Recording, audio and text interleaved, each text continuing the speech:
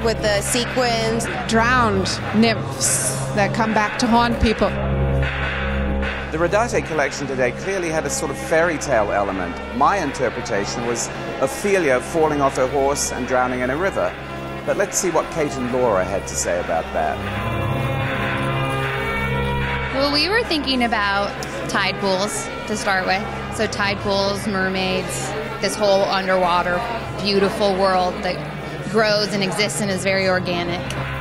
Underwater life and ocean life is such a fun starting point because you have so much freedom to kind of play with, especially for us, like playing with different textures. A lot of the collection's hand-painted.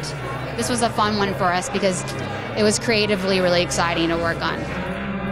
Their strength is materials and dresses and this sort of ethereal, see-through thing, which today I thought was brilliant.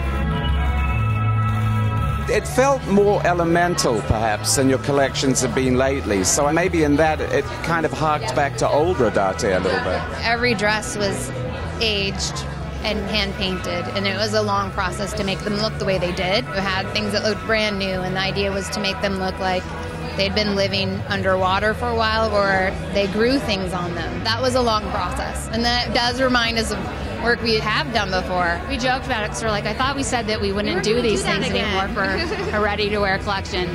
Those mixes of that fairy tale dreaminess that was their early signature with this kind of hardness that we've been seeing coming through in their past 2 or 3 collections, their past and their present fused together. I found that quite interesting. An interesting thing about the show for me is I think in a lot of ways it's really what our voice is as designers. We tend to want to really try to get swept up in creating something that brings an idea to life. We just naturally want to make things that are very detail-oriented.